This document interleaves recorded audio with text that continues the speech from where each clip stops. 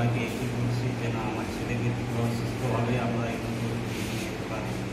এখানে কেয়ারলেস হসপিটালে আমার ছেলেকে ভর্তি করানো হয়েছে। খুবই অর্থ প্রয়োজন।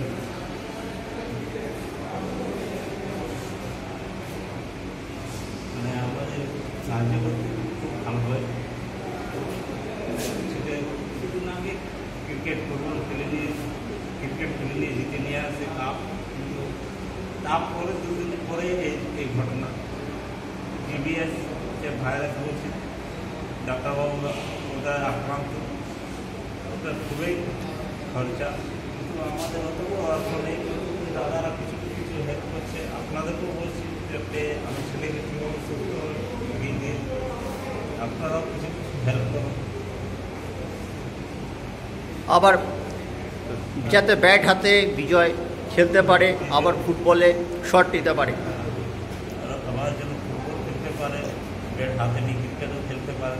ক্রিকেট খেলে 6 যেন মারে, ওই ঘুরতে আসতে হসপিটালে যেতে পারে। এমনি স্কুলে পড়েও ক্লাস 6-এ পড়ে যেরকম